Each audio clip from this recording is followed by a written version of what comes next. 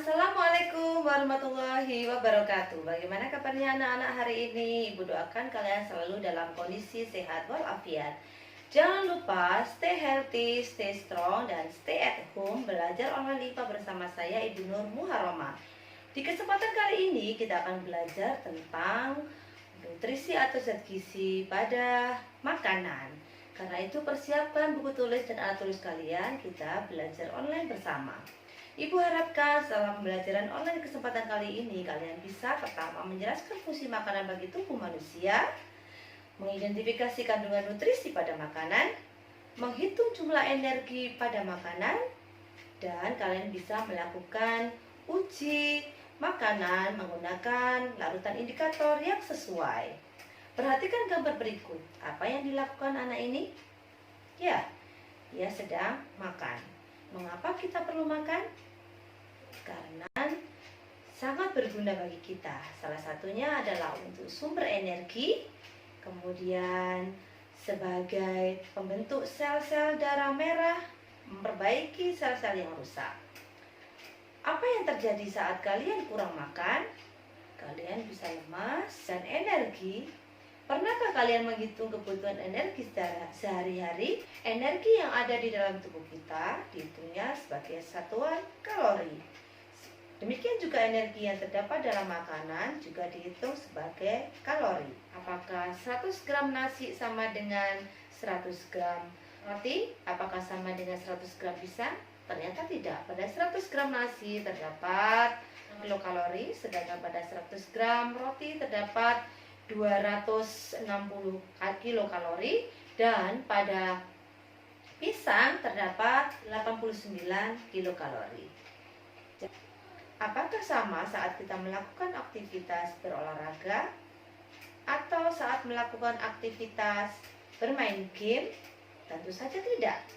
Saat berolahraga kita membutuhkan kalori sebesar 570 kilokalori, sedangkan saat bermain game kita membutuhkan sebesar 100 kilokalori. Jadi jumlah energi bergantung pada usia, aktivitas, dan juga jenis kelamin.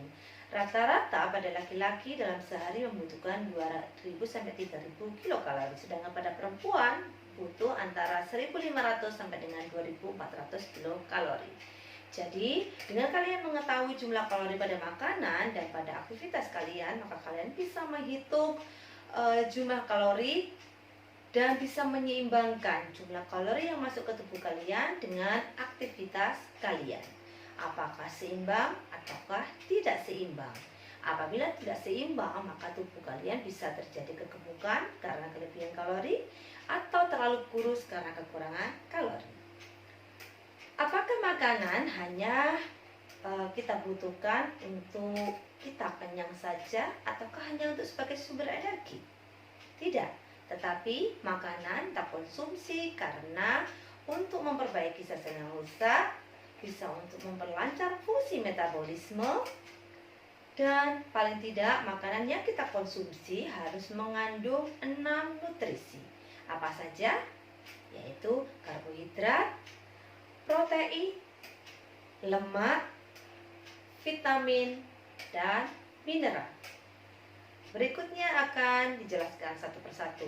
Karbohidrat terdiri dari karbon dan hidro. Berarti ada unsur C, ada unsur H, dan ada unsur O.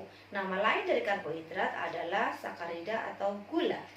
Fungsi karbohidrat sebagai sumber energi utama kita terdapat utamanya pada makanan bahan pokok, yaitu ada nasi, ada roti, ada gandum, ada singkong, kentang, dan sebagainya. Dan karbohidrat dibagi menjadi ada karbohidrat sederhana dan kompleks. Karbohidrat sederhana terdiri dari monosakarida, disakarida, oligosakarida. Sedangkan pada karbohidrat kompleks ada amilo, ada selulosa, ada juga kitin. Mengapa kita perlu memahami karbohidrat kompleks dan karbohidrat sederhana? Karena nanti dalam proses pencernaan makanan, karbohidrat kompleks yang kita konsumsi harus menjadi karbohidrat yang sederhana.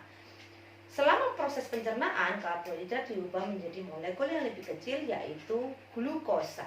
Jadi karbohidrat yang kita makan dalam molekul yang kompleks itu kita namakan sebagai amilum atau pati. Contoh dari karbohidrat yang sederhana, monosakarida, contohnya adalah ada glukosa, ada fruktosa, ada galaktosa.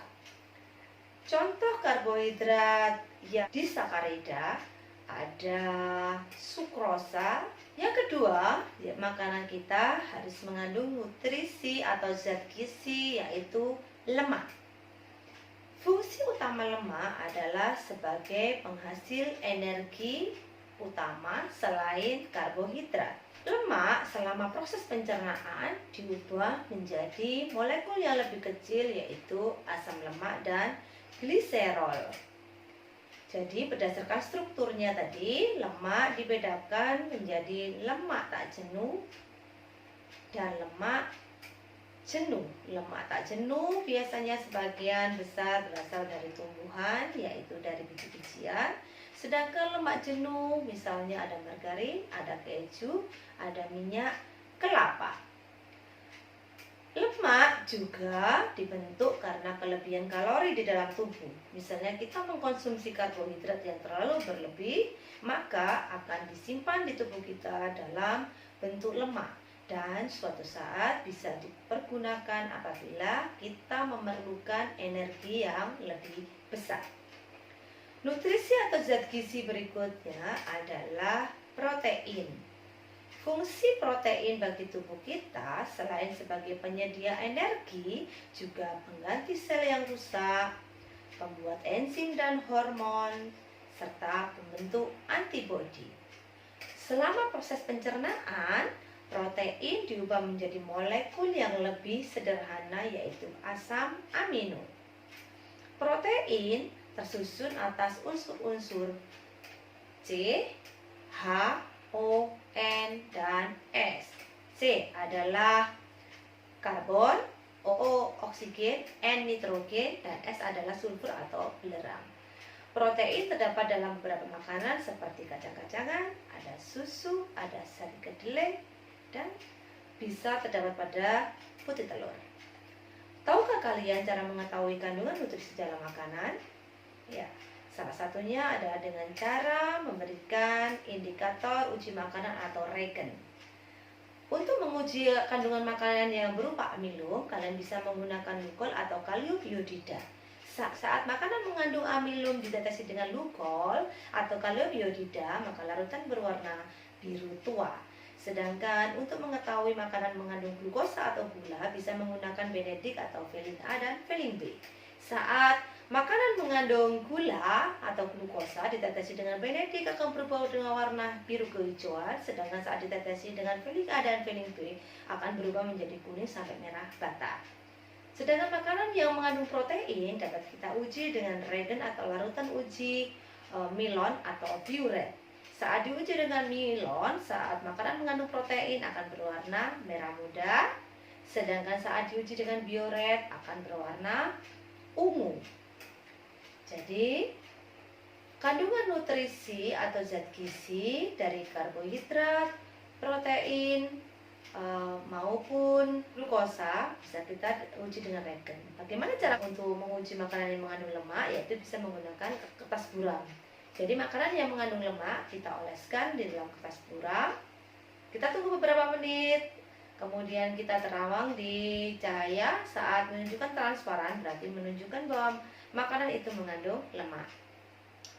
Berikutnya adalah vitamin. Bahwa vitamin dibutuhkan sedikit dalam tubuh, tetapi saat tubuh kekurangan vitamin maka menyebabkan avitaminosis. Contohnya sariawan misalnya. Jadi fungsi vitamin untuk mengatur fungsi tubuh dan juga mencegah beberapa penyakit. Vitamin dikelompokkan menjadi dua, yaitu vitamin yang larut dalam air, yaitu vitamin D, B, dan C, dan vitamin yang larut dalam lemak, yaitu vitamin A, D, E, dan K. Khusus vitamin D terbentuk ketika kulit terkena sinar matahari karena di dalam tubuh ada provitamin D. Jadi beberapa manfaat vitamin serta kandungan vitamin di dalam makanan Antara lain vitamin A untuk menjaga kesehatan mata terdapat di dalam wortel. Vitamin B menghasilkan sel darah merah terdapat di dalam sayuran hijau. Vitamin C melawan infeksi, contohnya di dalam jeruk. Vitamin D menjaga kesehatan tulang, contohnya di dalam susu. Vitamin E untuk antioksidan, contohnya di dalam kecambah. Dan vitamin K untuk membantu proses pembukaan darah, contohnya terdapat di dalam sayuran hijau. Nutrisi berikutnya yang penting bagi tubuh kita adalah mineral. Sama dengan vitamin, meskipun dalam jumlah sedikit, namun apabila tubuh kita kekurangan mineral juga menyebabkan penyakit tertentu. Tubuh kita memerlukan 14 mineral antara lain kalsium, kalium, fosfor, besi, seng, yodium, dan masih banyak lagi lainnya. Fungsinya utamanya membangun sel, membantu reaksi kimia tubuh, mengangkut oksigen ke seluruh tubuh, membentuk tulang. Contohnya adalah kalsium yang terdapat pada sayuran hijau, fungsinya untuk membentuk tulang. Kalium fungsinya mengatur kerja otot, terdapat dalam pisang. Dan besi membentuk sel darah merah, contohnya terdapat pada sayuran hijau, misalnya bayam. Jadi, mineral dan vitamin dibutuhkan dalam jumlah sedikit di dalam tubuh kita. Tetapi apabila kita kekurangan, maka akan menyebabkan penyakit tertentu. Demikian anak-anak penjelasan dari Bu Nur. Apabila kalian masih kurang paham, kalian bisa membaca buku paket IPA kelas 8 Kemdikbud. Bisa juga memutar ulang video dan bisa juga mengerjakan latihan soal. Demikian pembelajaran online kita tentang nutrisi atau zat gizi pada makanan. Semoga bermanfaat. Jangan lupa belajar. Saya akhiri. Wassalamualaikum warahmatullahi wabarakatuh.